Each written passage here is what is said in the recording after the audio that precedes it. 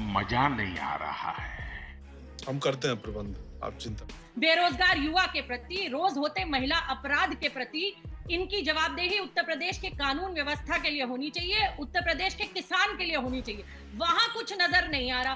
तो क्या अब उत्तर प्रदेश की राजनीति नागपुर तय करेगा? क्या नागपुर से तय होगा कि उत्तर प्रदेश कैबिनेट नहीं डिसाइड करेगा, नागपुर डिसाइड करेगा?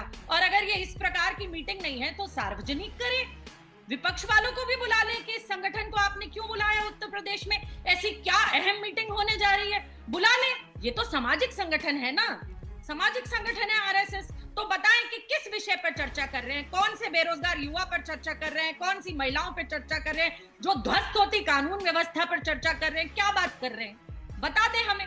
और एक और बात, ये देश संविधान से चलता है, आरएसएस के मुख्यालय से या नागपुर से ये देश नहीं चलता। जिन्होंने संविधान की प्रतियां जलाई हैं, जिन्होंने लगातार हिंदुस्तान के झंडे को नकारा है 2002 तक, जनता माफ नहीं कर। शायद जो सम्मानित प्रवक्ता हैं उन्होंने नेहरू जी की एक पुस्तक पढ़ ली, डिस्कवरी ऑफ इंडिया, और इन्होंने अंदर के पन्ने उसके नहीं पढ़े और उसकी टाइटल से समझ लिया कि भारत की खोज नेहरू जी ने की है, इसलिए, और भारत की खोज कांग्रेस ने की है, इसलिए उनकी जो है आप सारी बातें सुन रहे थे वो इतनी हास्यास्पद लग रही थी। तो वो नेहरू जी की जो डिस्कवरी ऑफ इंडिया है ना, उसका केवल टाइटल पढ़ के आए हैं। देखिए, पहली बात इन्होंने कहा नेहरू जी ने खोज नहीं की। नेहरू जी ने तो कभी कहा ही नहीं, उन्होंने देश के लिए सिर्फ काम किया। तो भारत की खोज तो आरएसएस ने भी नहीं की, और ये वो संगठन नहीं है जो यूपी की राजनीति तय करेगा, जो यूपी में आ रहे हैं। नहीं, मैं बता देना चाहती हूँ, आपको बता देना चाहती हूँ, जो संघ यूपी की राजनीति आज तय करना चाहता है, इस सरकार की जवाबदेही जनता के प्रति होनी चाहिए। Good question. असीम बकार जी, एक बार फिर घर वापसी की वापसी उत्तर प्रदेश की राजनीति में। कौन घर वापसी कर रहा है? नहीं, आज मोहन भागवत ने कहा कि घर वापसी के प्रयास और बढ़ाने चाहिए, तेजी लानी चाहिए घर वापसी के प्रयासों को। नहीं, मोहन भागवत जाने, मोहन भागवत का बयान जाने, लेकिन एक बात का जवाब बिना दिए अगर चला गया तो मैं अंदर फिर आज रात में सो नहीं पाऊंगा सर। अभी मनोज काका बैठे हुए हैं, आपने कहा कि अखिलेश यादव अतीक अहमद के कुत्ते से जाकर वहां 70 केसेस लगे थे, उसके अपराधी से हाथ मिला रहे थे। ये जिसने भी बोला है मैं देख नहीं पाया, लेकिन कम से कम अतीक अहमद एप्स्टीन से तो बेहतर थे। जेफरी एप्स्टीन से जो लोग जाके मिल रहे थे, गले हाथ मिला रहे थे, जिसके बारे में कहा जा रहा है बच्चों का मांस परोसता था, वो छोटी छोटी बच्चियों को 8-8, 10-10 साल की, वो बड़े बड़े अमीरों के आगे परोसता था बलात्कार के लिए। अतीक अहमद इससे अच्छा आदमी था, बुरा एप्स्टीन ज्यादा बुरा था। आप लोग इसको क्यों नहीं बोलते हैं? और दूसरी बात, ये बात तो मनोज काका को बोलना चाहिए थी। राजनीति हिंदुस्तान में हम लोग कर रहे हैं, हमें हिंदुस्तान पर फोकस करना है। उत्तर प्रदेश में आप क्या चाहते हैं? विपक्ष बिल्कुल खत्म हो जाए? अपोजिशन को आप क्या चाहते हैं? बिल्कुल मार देना चाहते हैं, नष्ट कर देना चाहते हैं? भाई क्यों घर वापसी करेगा? कौन घर वापसी करेगा और किस लिए घर वापसी करेगा? अब पता नहीं उत्तर प्रदेश में ब्राह्मण वर्सेस क्षत्रिय चल रहा है, तो पहले तो ये तय कर लीजिए कि ब्राह्मण क्षत्रिय बनेंगे, क्षत्रिय ब्राह्मण बनेंगे। पहले तो ये कर लीजिए तय कि कौन किसके साथ जाएगा, कौन किसकी घर वापसी कर रहा है। और बहुत विनम्र निवेदन के साथ ये कह रहा हूं कि राजनीति को राजनीति ही रहने दीजिए, इसको जंग का नाम मत दीजिए।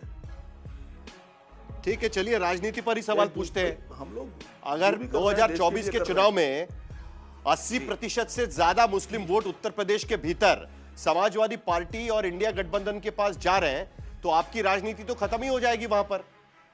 तो इसीलिए तो सवाल उठता है ना कि ये घर वापसी की घोषणा किसके लिए की जा रही है। अभी पता चले। अभी वोट कहां जा रहे हैं, कहां नहीं जा रहे हैं, अभी गए नहीं है। अभी पहले वोट जाने दीजिए, चुनाव आने दीजिए, चुनाव में हम लोग को उतरने दीजिए, फिर तय करेंगे। दूसरी, मैं एक मनोज काका की बात से सहमत हूं। मनोज काका ने एक बात, तो क्या बदला क्या है 2024 के बाद? अब काटे जा रहे हैं, बदला क्या है 2024 के लोकसभा चुनाव के बाद? नहीं, 2014 के बाद बहुत कुछ बदल गया है।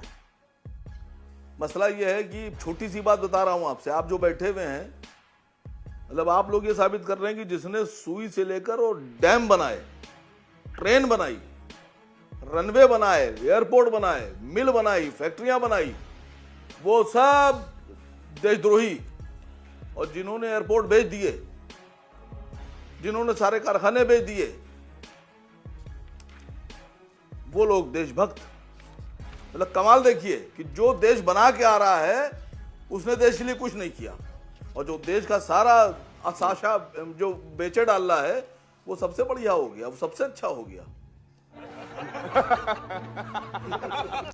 तो दोस्तों आसिम वकार जी ने आगे भी के शर्मा को क्या क्या जवाब दिए हैं, तो पूरी जवाब सुनने के लिए आप लोग हमारे साथ वीडियो में शुरू से आखिर तक बने रहे और अपना राय कमेंट बॉक्स में दीजिएगा। तो चलिए दोस्तों बिना देरी के करते हैं वीडियो को स्टार्ट। जिसने सब कुछ बनाया वो चोर और बेईमान और देशद्रोही, या जिसने सब कुछ बेचा? पहले तो ये तय कर लीजिए, पहले तो आप ये तय कर लीजिए। तो मेरे ख्याल से आसिम वकार, डॉली शर्मा जी कुछ अलग ही घर वापसी पर बात कर रहे हैं। उसके बाद मैं, लेकिन क्या उत्तर प्रदेश की राजनीति में, क्योंकि उस दिन आपका कांग्रेस पार्टी का प्रदर्शन भी मैंने देखा था। मनोज काका पे कोई टिप्पणी नहीं कर रहा हूं सर, मेरा छोटा, ठीक है, लेकिन मेरा छोटा सा मसला ये है, आपने मेरे सवाल का जवाब नहीं दिया भाई। लेकिन मसला ये है, अगर कोई आदमी सच बोल दे, सर मैंने आपसे नहीं सर, आप लोग कर रहे हैं सर। कौन नफरत कौन कर रहा है? समाजवादी पार्टी। कौन कर रहा है नफरत? किसी को आप कह रहे हैं, नाम लीजिए ना। नहीं ममता बनर्जी अगर सही पॉलिटिक्स कर रही है तो वो ममता फातिमा हुए जा रही हैं, ममता बेगम हुए जा रही हैं। अगर राहुल जी हक की बात बोल रहे हैं तो मोहम्मद राहुल हुए जा रहे हैं। अगर समाजवादी पार्टी ईमानदारी की राजनीति कर रही है तो नमाजवादी पार्टी हुए जा रही है। खाली अकेले आप हिंदू, आप राष्ट्रभक्त, आप देशभक्त, बाकी सब जो लोग भी विपक्ष में बैठे हैं वो सब हिंदू ही नहीं है। हमारे यहाँ ऐसा ही होता है। अरे भारत हजारों वर्ष प्राचीन देश है सर, और यहाँ पर जो विकास हुआ है, सभ्यता का जो विकास हुआ है, उसकी लंबी फेहरिस्त है।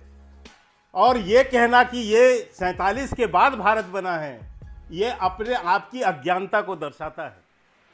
और ये कहना कि केवल कांग्रेस ने बना दिया, तो अभी ये भारत की संस्कृति, अभी ये भारत की संस्कृति लेकिन तभी आगे बढ़ पाएगी जब हिंदू 3 बच्चे पैदा करेंगे। शर्मा जी नहीं, बिल्कुल आप गलत कह रहे हैं साहिल जी, आपका आकलन भी गलत है।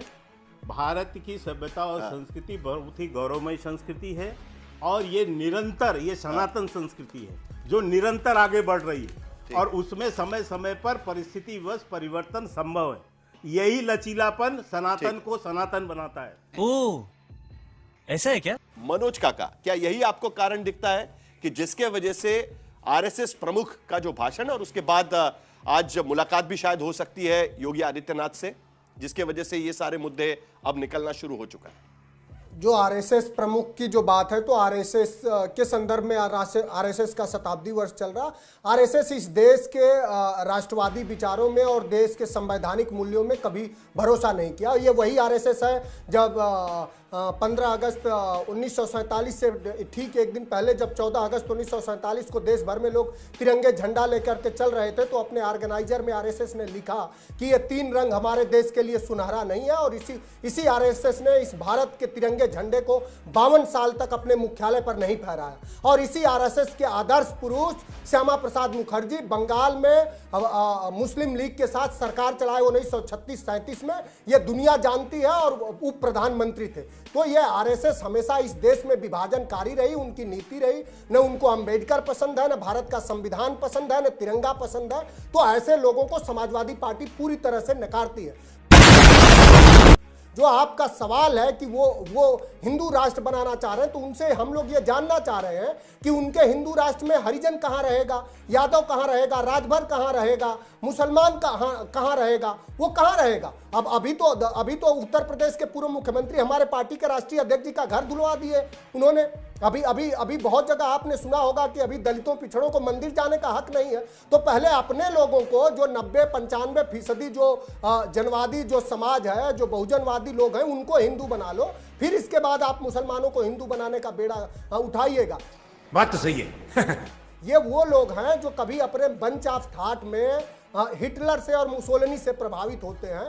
तो ये लोग कभी भारत के जो सांस्कृतिक यहाँ का बहुलतावाद है, जो यहाँ के हिंदू मुस्लिम सिख ईसाई जो इनका हमारा जो धर्म है, जो हमारी गंगा जमनी तहजीब है, उसके साथ नहीं है। हाँ, समाजवादी पार्टी पीडीए के विमर्श के साथ पिछले चुनाव में थी, और समाजवादी पार्टी और हमारी पार्टी के राष्ट्रीय अध्यक्ष जी, हमारी विचारधारा, हम तब तक पीडीए के विमर्श के साथ हैं जब तक 90% तबका को आर्थिक, सामाजिक, राजनीतिक हक न मिल जाए। शाबाश बेटा, बहुत बढ़िया। नहीं, लेकिन क्या आपको लगता है कि ये जो यूपी में संघ संदेश है वो पीडीए की काट है? क्योंकि बटेंगे तो कटेंगे चल गया था महाराष्ट्र के भीतर, आपके पीडीए की काट भी इसी तरीके से निकल सकती है मनोज काका? संघ प्रमुख किससे भला करना चाह रहे हैं? किससे भला करना चाह रहे हैं? संघ प्रमुख को ये बात जो अभी आज जो बातें कह रहे थे, इस देश में सब लोग साथ में हैं और संविधान के साथ में है।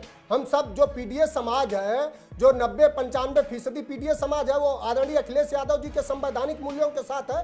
कहाँ अलग है? वो तो साथ है, 27 में सरकार बनाने जा रहा है और वो पूछ रहा है कि आपके क्या हिंदू धर्म में सिर्फ एक ही दो जातियों को सिर्फ यूनिवर्सिटियों में रखेंगे, संस्थानों में रखेंगे, न्यायालयों में रखेंगे? यही है आपका हिंदू राष्ट्र? और ये देश हिंदू राष्ट्र नहीं है। संघ प्रमुख को कम से कम भारत का संविधान पढ़ना चाहिए। वो ये देश पंथ निरपेक्ष राज्य है और भारत के संविधान में बाबा साहब ने मिलाकर शर्मा जी वही पूछने की कोशिश है ना मुस्लिम राष्ट्र घर वापसी करेंगे भी, ये भारत हमारा तब भी घर के किस कमरे में करेंगे?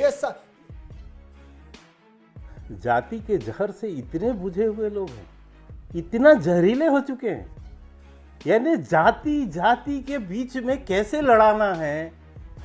हिंदू में जाति ढूंढ रहे हैं आप, जाति सच्चाई है, हम हक दे रहे हैं।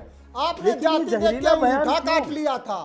अरे भाई आपने जाति देख के मीठा काट लिया था। आपने जाति देख के गर्दन काट ली, याद नहीं है आपको? आप जाति देख के 69,000 शिक्षक भर्ती में लोगों को बाहर कर दिए। मुझे बोलने दीजिए, तुम्हें शर्म है? ये वोट बैंक के लिए इतने जहरीले मत बनिए। ऊपर से आप जो है राष्ट्र की एकता की बात करते हैं और पूरे देश को जाति के जहर में जो है घसीट देना चाहते हैं। दूसरी बात मैं ये कहना चाहता हूँ, पीडीए करने वाली एक जो है समाजवादी पार्टी, ये समाजवादी पार्टी किसकी भलमनसाहत करती है? आप रहे हैं यहाँ सरकार में, क्या किया आपने पीडीए का? आप अल्पसंख्यकों को भी गुमराह किया। आपने 2012 के घोषणा पत्र में लिखा था ना कि 15% मुसलमानों को पुलिस में भर्ती करेंगे। आप रहे 2012 से 17 तक, कर पाए? केवल जो है मुलायम सिंह का परिवार, केवल अखिलेश यादव का परिवार, वही पीडीए है, इसके अलावा और कोई नहीं। तुम समझ नहीं रहे हो। देखिए साहिल, आपने एक सवाल शुरू से पूछ रहे कि भाई ये घर वापसी किस घर में, घर के किस कमरे में होगी? आप इसका जवाब तो किसी ने आपको दिया नहीं। मैं कहता हूं कि आरएसएस को एक प्रस्ताव पारित करना चाहिए प्रतिनिधि सभा में कि घर वापसी करने वाले हर व्यक्ति को ब्राह्मण बनाया जाएगा। ब्राह्मण जाति में उनकी वापसी होगी और वो संगीत रागी जी के साथ बैठेंगे सब लोग। ये प्रस्ताव अगर पारित कर दें तो कितना अच्छा हो। ये जो जाति के आधार पे जो तमाम भेदभाव है खत्म होने लगेंगे धीरे धीरे। सही पकड़े हैं। तो दोस्तों, जैसे कि आप लोगों ने देखा कि भाजपा प्रवक्ता के शर्मा को आसिम वकार जी ने और डोली शर्मा जी ने जितना भी जवाब दिया है, तो क्या आप लोग आसिम वकार जी की और डोली शर्मा जी की जवाबों से सहमत हो? अगर आप लोग डोली शर्मा जी की जवाबों से सहमत हो तो आप लोग अपना प्रतिक्रिया कमेंट सेक्शन में दीजिएगा। और हाँ, अगर चैनल पे नए आए हो और अभी तक हमारे चैनल को सब्सक्राइब नहीं किए हो तो प्लीज़ चैनल को सब्सक्राइब करके वीडियो को लाइक कर ले।